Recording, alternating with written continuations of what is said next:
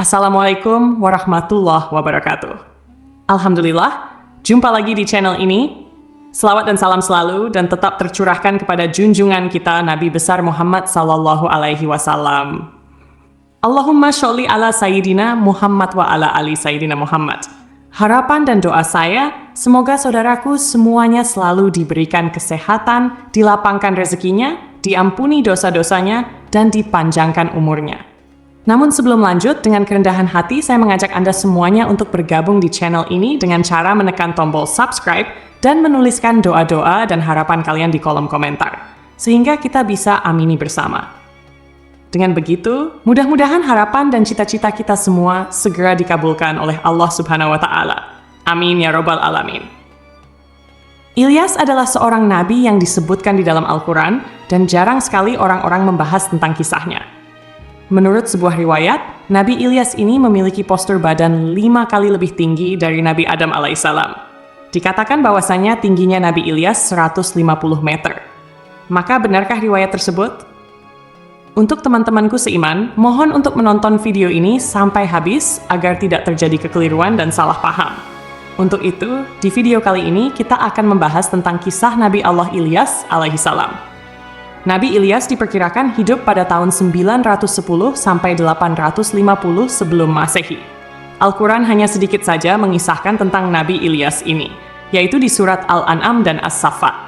Namun ada khilaf dari para ulama tentang siapakah sebenarnya Nabi Ilyas ini. Di dalam riwayat Ibnu Mas'ud, Ilyas adalah Nabi Idris. Sedangkan menurut pendapat para ulama ahli tafsir lain, mengatakan Ilyas bukanlah Idris. Ilyas adalah keturunan dari Nabi Harun bin Imran, yang tak lain Harun ini adalah kakak kandung Nabi Musa bin Imran.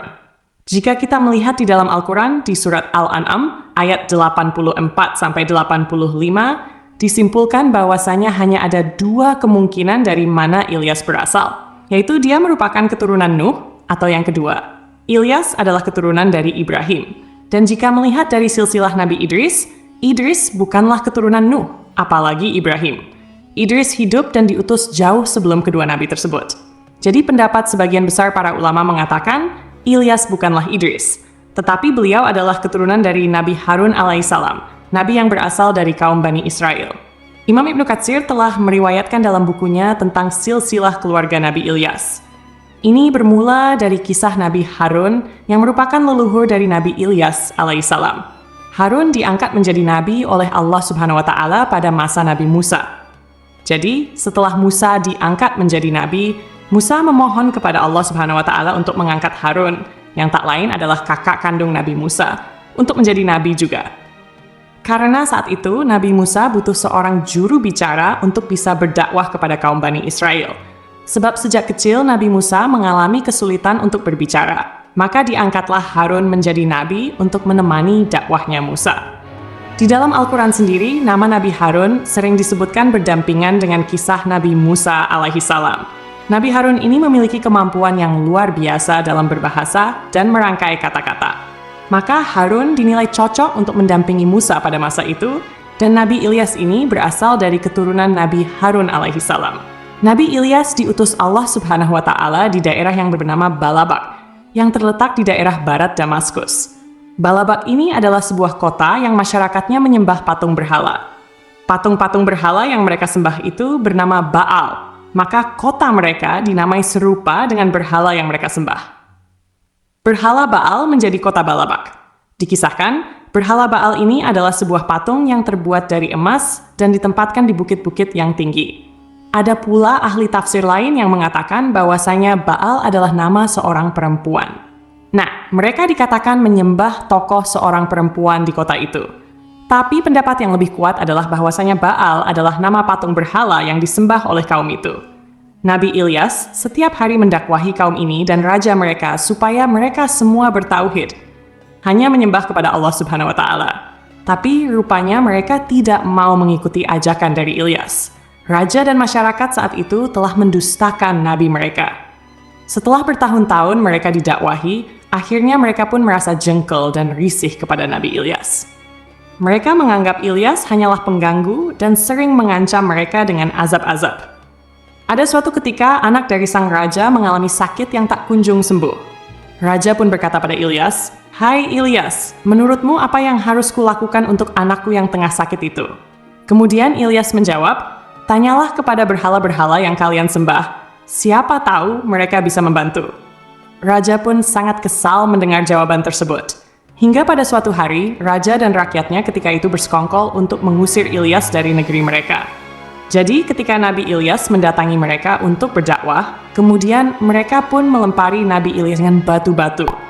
Nabi Ilyas pun tak pernah gentar dan takut untuk terus berdakwah kepada kaumnya, supaya mereka tidak tertimpa azab dari Allah Subhanahu wa Ta'ala. Akhirnya pada suatu hari, ketakutan Nabi Ilyas pun muncul, karena diketahui bahwasanya ada kabar kalau masyarakat di negeri itu mau membunuh Nabi Ilyas. Dan pada akhirnya mau tidak mau, Nabi Ilyas pun pergi meninggalkan negeri itu. Beliau pergi ke suatu tempat yang aman dan tinggal di sebuah gua selama pelarian itu. Setiap hari, Allah Subhanahu wa Ta'ala memberikan bantuannya berupa burung gagak yang membawa makanan untuk sang Nabi. Pada suatu hari, bencana pun datang kepada negeri yang ditinggalkan oleh Nabi Ilyas alaihissalam.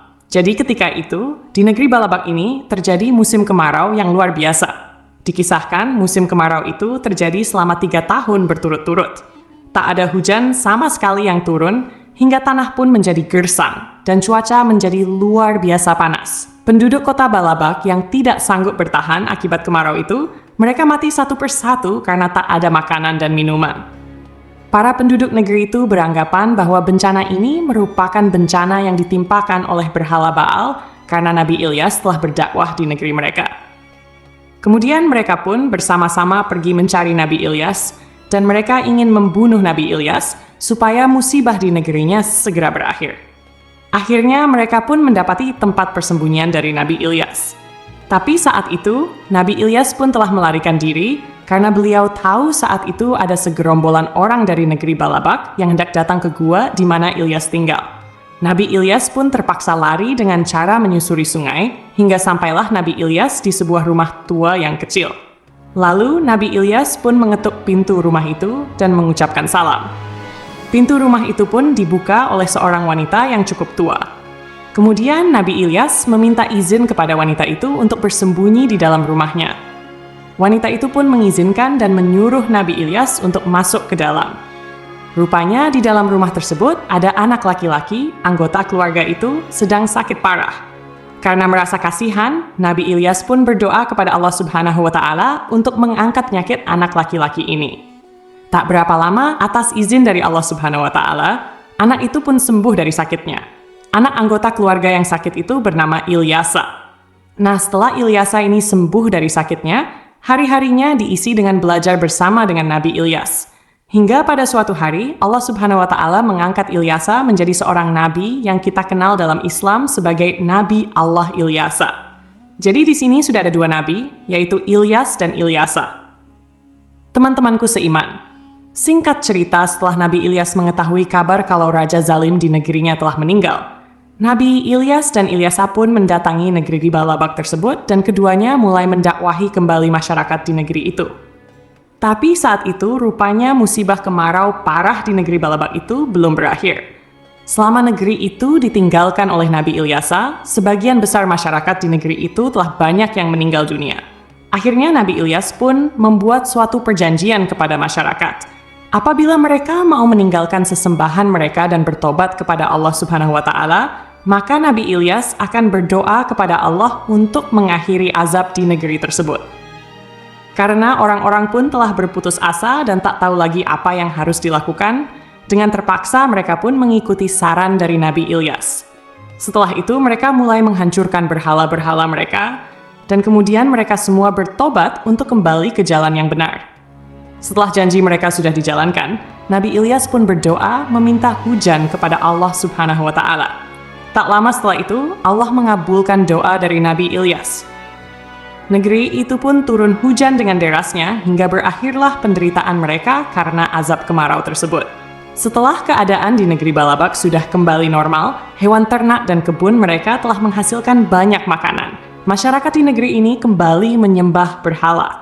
Artinya, ketika itu masyarakat di negeri Balabak ini kembali ke setelan pabriknya. Mulailah ketika itu orang-orang membuat patung-patung kembali, dan negeri itu menjadi negeri penyembah berhala lagi. Nabi Ilyas pun berdoa kepada Allah Subhanahu wa Ta'ala untuk dibukakan kembali hati kaumnya. Namun akhirnya negeri itu dilanda kemarau lagi, dan ini lebih parah daripada sebelumnya. Di akhir kisah, Nabi Ilyas pun pergi meninggalkan kaumnya yang durhaka itu. Menurut suatu riwayat, tak lama setelah Nabi Ilyas pergi, beliau pun wafat dengan cara diangkat oleh Allah ke langit. Hadis tentang wafatnya Nabi Ilyas itu disebutkan oleh Wahab bin Munafik yang menyatakan bahwa saat itu Ilyas berdoa kepada Allah untuk mencabut nyawanya karena kaumnya telah ingkar dan mendurhakainya. Kemudian datanglah seekor binatang yang warnanya merah seperti api. Lalu Nabi Ilyas pun menaiki binatang tersebut dan Allah Subhanahu wa Ta'ala menumbuhkan sayap di tubuh Nabi Ilyas serta memakaikan pakaian yang terbuat dari cahaya. Setelah itu Allah Subhanahu wa Ta'ala merubah Nabi Ilyas menjadi malaikat, seorang malaikat manusia yang terbang di langit dan berjalan di bumi. Tapi teman-teman, hadis ini mengandung kontroversi dari kisah-kisah Israiliyat. Tidak perlu diyakini kebenarannya dan tidak pula didustakan. Teman-temanku seiman, disebutkan oleh Imam Ibnu Katsir dalam bukunya Kisah Sul Anbiya, bahwasanya setiap tahun Nabi Ilyas dan Nabi Khidir berkumpul dan bertemu di Baitul Maqdis Palestina di bulan Ramadan. Kemudian disebutkan Nabi Ilyas dan Nabi Khidir ini setiap tahun melaksanakan ibadah haji berdua. Jadi katanya setiap musim haji itu pasti di Mekah sana ada Nabi Ilyas dan Nabi Khidir. Hanya saja orang-orang banyak yang tidak menyadari kehadiran mereka. Dan ketika keduanya tengah melaksanakan ibadah haji, mereka pun meminum air Zam-Zam. Nah, setelah mereka meminum air Zam-Zam, perut mereka akan kenyang selama 1 tahun penuh. Jadi selama 1 tahun mereka tidak akan memakan makanan apapun, mereka hanya akan minum air Zam-Zam saja di musim haji. Tapi Ibnu Katsir juga menyebutkan tidak ada dalil yang sahih tentang kisah hadis-hadis tersebut. Ibnu Katsir juga berpendapat bahwasanya Ilyas dan Khidir telah lama wafat. Ada juga kisah yang cukup aneh yang dikisahkan oleh Imam Al-Baihaqi. Kisahnya begini. Teman-teman, pada suatu hari ketika Rasulullah dan para sahabatnya sedang melakukan suatu perjalanan, kemudian mereka pun singgah di suatu lembah.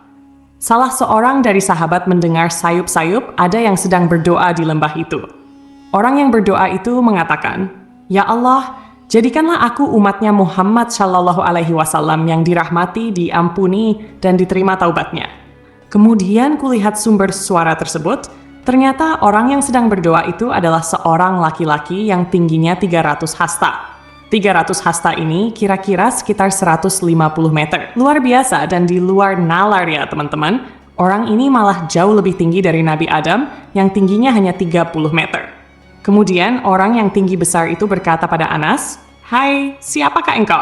Anas pun menjawab, "Aku adalah Anas bin Malik, pembantu Rasulullah Shallallahu Alaihi Wasallam." Orang tinggi besar itu berkata, "Lalu di manakah sekarang Nabi Muhammad Shallallahu Alaihi Wasallam?" Anas menjawab sambil menunjuk ke suatu tempat. "Itu di sebelah sana, beliau sedang mendengarkan pembicaraanmu." Orang itu berkata, "Wahai Anas, pergilah engkau kepada Muhammad Shallallahu Alaihi Wasallam dan sampaikan kepada beliau, saudaranya Ilyas mengirim salam kepadanya." Anas pun kemudian mendatangi Nabi Shallallahu Alaihi Wasallam dan menyampaikan pesan dari orang tinggi besar tadi. Yang ternyata orang itu adalah Nabi Ilyas alaihi salam. Maka Rasulullah Shallallahu Alaihi Wasallam pun bangkit dari duduknya dan pergi menemui Ilyas. Setelah keduanya bertemu, mereka pun berpelukan, diteruskan dengan mengobrol. Setelah itu Nabi Ilyas yang tingginya 150 meter itu pun berkata, "Ya Rasulullah Shallallahu Alaihi Wasallam, aku tidak pernah makan kecuali hanya sekali dalam 1 tahun. Dan inilah hari di mana aku harus makan. Bagaimana kalau sekarang kita makan bersama, wahai Rasulullah Shallallahu Alaihi Wasallam?" Kata Anas, tiba-tiba turun ada makanan dari langit, kemudian Nabi Ilyas dan Rasulullah Shallallahu Alaihi Wasallam pun makan berdua. Selepas makan, kami pun shalat asyar berjamaah. Kemudian kami pun pergi melanjutkan perjalanan dan meninggalkan Nabi Ilyas di tempat itu. Kata Imam Baihaqi yang meriwayatkan hadis ini adalah hadis yang sangat parah. Kisah ini juga diriwayatkan di dalam kitab Al-Mustadrak karya Imam Al-Hakim, dan Imam Ibnu Katsir menyatakan kisah tentang Ilyas yang tinggi besar itu adalah hadis yang palsu karena menyelisihi hadis-hadis yang sahih dari banyak sisi. Imam Ibnu Katsir juga memberi contoh dalam hadis sahih. Rasulullah Shallallahu Alaihi Wasallam pernah bersabda, Sesungguhnya Allah menciptakan Adam yang tingginya 60 hasta. Kemudian setelah generasi setelah Adam, tinggi manusia akan semakin tak pendek. Jadi artinya, tidak ada manusia yang diciptakan Allah Subhanahu wa Ta'ala lebih tinggi dari Nabi Adam. Sementara di kisah tadi, Nabi Ilyas tingginya 150 meter, 5 kali lipat lebih tinggi daripada Adam. Kemudian Imam Ibnu Katsir juga mengatakan, di kisah hadis itu, Rasulullah Shallallahu Alaihi Wasallam yang berdiri kemudian mendatangi Ilyas. Ini sesuatu yang tidak benar. Harusnya Ilyaslah yang harus mendatangi Rasulullah Shallallahu Alaihi Wasallam karena itulah adabnya. Dan karena Rasulullah Shallallahu Alaihi Wasallam adalah nabi di antara nabi yang paling mulia. Maka dari itu, Imam Ibnu Katsir dengan tegas mengatakan kalau riwayat hadis itu palsu. Wallahu alam bisyawab. Jadi itulah kisah Nabi Allah Ilyas. Semoga kisah ini bermanfaat. Lebih dan kurangnya mohon dimaafkan. Yang benar datangnya dari Allah Subhanahu wa Ta'ala, khilaf atau keliru, itu datangnya dari saya pribadi sebagai manusia biasa. Sampai ketemu di kisah-kisah seru yang penuh makna selanjutnya. Saya akhiri, wassalamualaikum warahmatullahi wabarakatuh.